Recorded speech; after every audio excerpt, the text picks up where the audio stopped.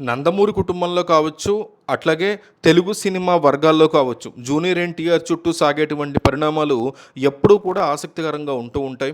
ఇటీవల తమిళనాడులో నటుడు విజయ్ రాజకీయ పార్టీ పెట్టి విజయం సాధించినట్టే ఏపీలో కూడా ఎన్టీఆర్ ఒక సేవా సంస్థ ద్వారా రాజకీయాల్లోకి రాబోతున్నారు అనేటువంటి ప్రచారం చాలా స్ట్రాంగ్‌గా జరిగింది చాలా కాలం పాటు.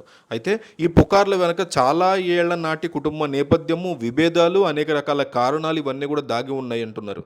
హరికృష్ణకి లక్ష్మితో పెళ్ళై పిల్లలున్న సమయంలోనే శాలినితో హరికృష్ణ బంధం ఏర్పడడం, వారికి తారక్ జన్మించడం ఇవన్నీ అందరికీ తెలిసినటువంటి విషయాలే. సీనియర్ ఎన్టీఆర్ స్వయంగా ఆ బాబుకి జూనియర్ ఎన్టీఆర్ అని పేరు పెట్టాడు అని అంటూ ఉంటారు. ఇది నందమూరి కుటుంబానికి ఎంతమాత్రం నచ్చలేదని కూడా చెప్తారు. పెద్ద ఆయన మరణం తర్వాత శాలినిని, ఎన్టీఆర్ని కుటుంబం చాలా వరకు దూరం పెడుతూ వచ్చింది చాలా సంవత్సరాలు. హరికృష్ణ పెద్ద కొడుకు జానకిరామ్ కూడా తన తల్లికి జరిగినటువంటి అన్యాయాన్ని మనసులో పెట్టుకుని ఎన్టీఆర్ని ఎప్పుడూ కూడా దగ్గరికి రానివ్వలేదు అంటూ ఉంటారు. ఎన్టీఆర్ స్థానంలో తన తమ్ముడు కళ్యాణ్ రామ్‌ని నిలబెట్టాలని చేసినటువంటి ప్రతి ప్రయత్నం కూడా ఫెయిల్ అయ్యి, జానకిరామ్ కూడా చాలా ఆర్థికంగా నష్టపోయాడు. ఆ తర్వాత ఆయన ఒక రోడ్డు ప్రమాదంలో మరణించారు. ఆ విషయం మనకు తెలిసిందే. ఎన్టీఆర్ యొక్క సినీ వారసత్వాన్ని బాలకృష్ణ కూడా రాజకీయ అవసరాల కోసం ఎన్టీఆర్‌ని కొంతవరకు దగ్గరికి తీసుకొచ్చిన, కొడాలి నానితో ఎన్టీఆర్‌కి ఉన్నటువంటి స్నేహం వల్ల మళ్ళీ దూరం పెట్టారు అనేటువంటి మాట వినిపిస్తూ ఉంటుంది. ఇక హరికృష్ణ మొదటి భార్య లక్ష్మికి కూడా తన కొడుకు కళ్యాణ్ రామ్ కంటే ఎన్టీఆర్ విషయంలోనే ఆయన ఎదుగుతూ ఉండడం ఇష్టం లేకపోయేదని చెప్తారు. కానీ కళ్యాణ్ రామ్ వరుస ఫ్లాపుల్లో ఉండి అప్పుల్లో కూరుకుపోయినప్పుడు జూనియర్ ఎన్టీఆర్ జైలు అవకాశ సినిమా చేసి ఆయన అప్పులన్నీ తీర్చి ఆదుకున్నాడు అని చెప్తూ ఉంటారు.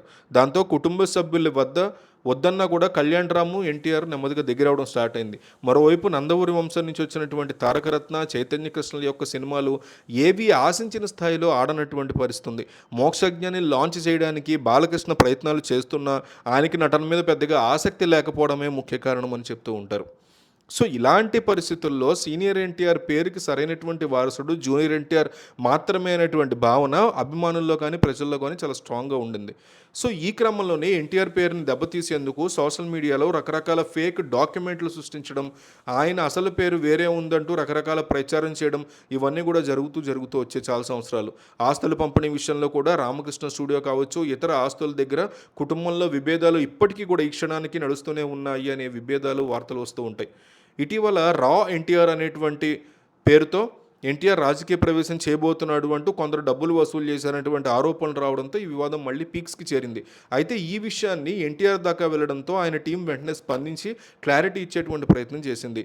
ఎన్టీఆర్కి ఆ రా ఎన్టీఆర్కి ఏ రకమైనటువంటి సంబంధం లేదు, కొందరు కావాలనే అభిమానుల్ని మోసం చేస్తున్నారు అంటూ వాళ్ళు స్పష్టం చేశారు. అయితే రా ఎన్టీఆర్ అభిమానులు కూడా దాని మీద రియాక్ట్ అయ్యి అలాంటిది ఏమీ లేదన్నారు. సో ఎన్టీఆర్ డ్రాగన్ సినిమా షూటింగ్లో బిజీగా ఉన్నారని, దాని తర్వాత గాడ్ ఆఫ్ వార్ సినిమాలో బిజీగా ఉంటారని, సో ఆయన దృష్టంతా కూడా కంప్లీట్గా సినిమాల మీదే ఉంది తప్ప రాజకీయాల్లోకి వచ్చే ఉద్దేశమే లేదు అంటూ కూడా ఆయన వాళ్ళ టీం తేల్చి చెప్పింది.